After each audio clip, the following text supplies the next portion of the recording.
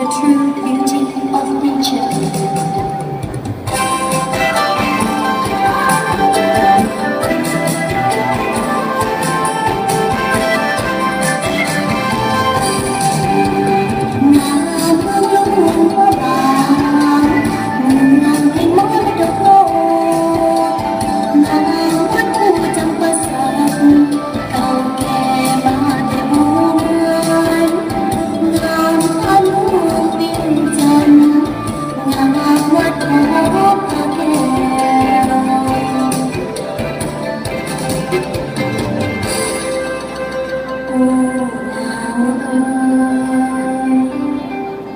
เจ้างามเปี่ยมดังเพชรแท้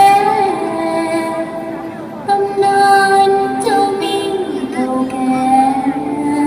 คือดินแดนอารยธรรมดินแดนลาวล้านสางดินแดนความงามแท้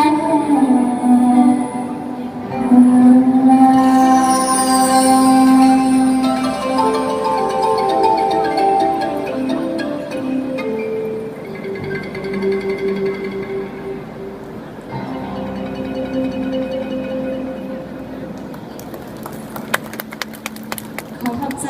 เนาะน้องๆทีมที่8เนาะหรือว่าเป็นทีมสุดท้ายเนาะในการแข่งขันในมื้อนี้เป็นจังไหนท่านผู้ชมที่ตัดสินใจกันบ่เนาะ